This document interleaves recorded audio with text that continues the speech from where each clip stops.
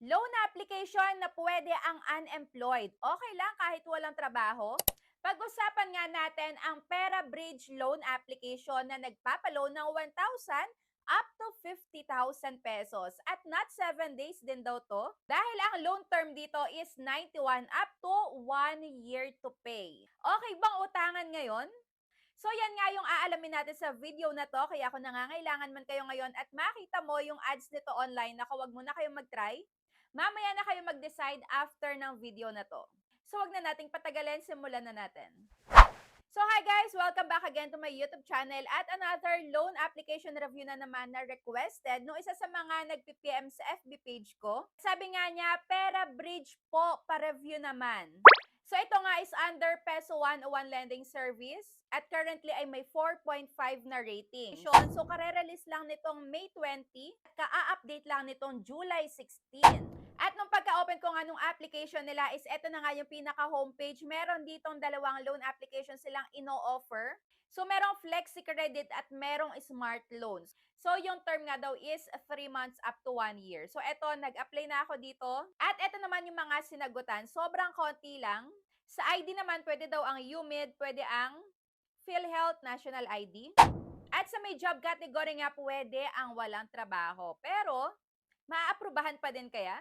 At naghahanap din sila dito ng Facebook Messenger username at Viber contact number. Pero dito, pagka nag-apply kayo sa kahit na anong loan application, pag may nakalagay na optional is choice nyo yan, pwedeng hindi lagyan. Choice nyo kung lalagyan nyo or hindi. So para saan ba? Pagka ba hindi nakapagbayad dito ko kontakin? So ako is hindi ko nga ito ipin-provide. At sa contact references, 3 tao naman and facial recognition ay kasunod nun. And after nga nun, wala nang iba pang sinagutan. At na-offera na nga ako agad-agad ng 2,000 pesos.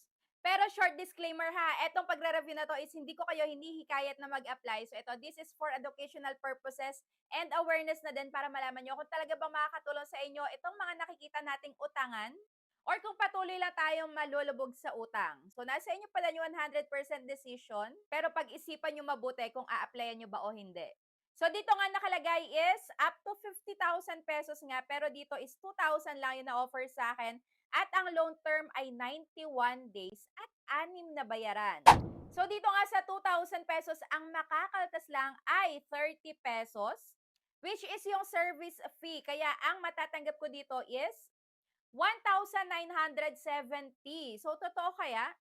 Yung term nga dito na pagbabayad is every 15 days, kaya pala 6 na bayaran. Pero syempre, to receive is to believe. Lagi ko sa inyong sinasabi, hanggat hindi nare-receive na ganito talaga, huwag tayong maniniwala agad-agad. So sa unang pagbabayad nga, ang babayaran ko sa 2,000 ay 355, sa pangalawa 352, pangatlo 349, pang-apat 347 pesos, panglima 344 at pang-anim ay 302. Pero bago ko yun i-gino, chinek ko muna yung kanilang loan terms and agreements and dito wala namang nakalagay na disclosure statement kung magkano yung loan natin.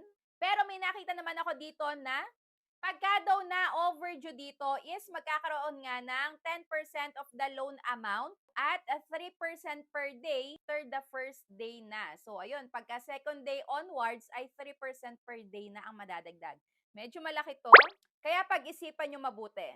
And after nga nun is successfully submitted na, pero after kong i-back sa pinaka-homepage ay approval rejected na. Ano ba yan? So akala ko naman fast approval pero sobrang bilis lang pala mag-reject. Kaya ako naghahanap kayo dito ng super fast talaga na same day is approved. Hindi ko to ma-recommend sa inyo.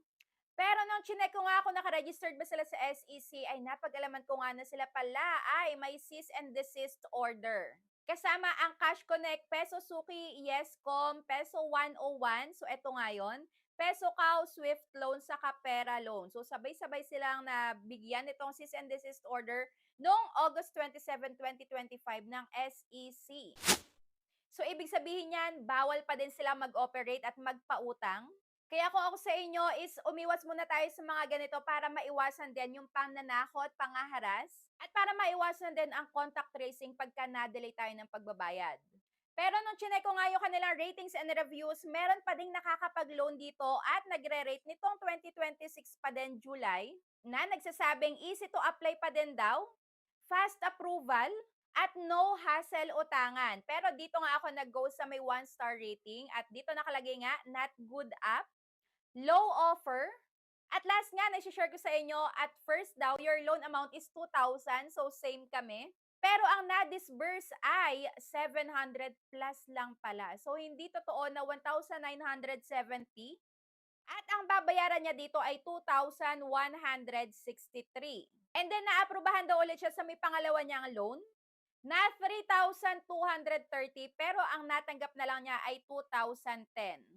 At 5 days lang. So, hindi din totoo na 6 na bayaran sa loob nga ng 3 months. So, kung kukumpute natin, itong natanggap nga niya nung una na 2,000 pesos pero 700 na lang yung natanggap niya. Pero ang babayaran niya, 2,163.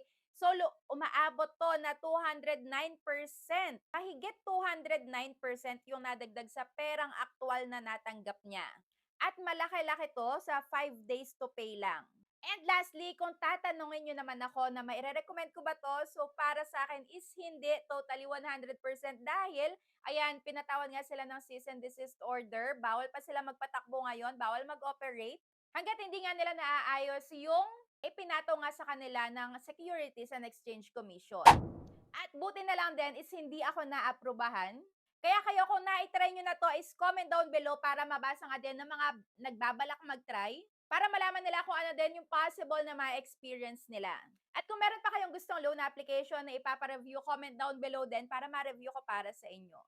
So that's it for today's video. Ingatan nyo yung mga personal information nyo. Huwag nyo agad-agad sinashare sa mga bagong labas lang na loan application, lalo na't hindi nyo alam talaga kung makakatulong ba sa inyo or hindi. Dahil mahirap na, baka auto-reject naman yan, tapos wala na, naibigay nyo na yung personal information nyo plus pati ID nyo. Kaya mag-ingat kayo at huwag kayo agad-agad nagkiklik ng mga links, lalo na sa mga nagte-text sa atin. Yung mga nag-o-offer sa atin na pwede daw tayo mag-apply at auto-approve. At syempre, lagi nyo ding i-check sa may SEC kung sila ba ay naka-registered bago kayo mag-try. At kung maglalagay man kayo ng mga personal information nyo, siguraduhin nyo na talagang legit yan. Pagka nag-share din kayo ng mga contact references, make sure lang din na alam nila bago nyo ilagay yung phone numbers nila. Hindi na talaga maiiwasan na makontakt sila pag malapit na yung due date at lalo na pag na-overdue tayo. And bago tayo mag-end, share ko muna sa inyo itong ginagamit ko nga na wireless microphone, yung Shisuo. So, yan yung pinaka-itsura ng lagayan niya. And yung isa ay nilalagay dito at yung isa nakalagay naman sa may pinaka-phone na ginagamit ko. So, kung kayo ay aspiring content creator, vlogger, affiliate, perfect to sa inyo. Shisuo wireless microphone. So, that's it for today's video. Thank you for watching and see you on my next vlog. Bye!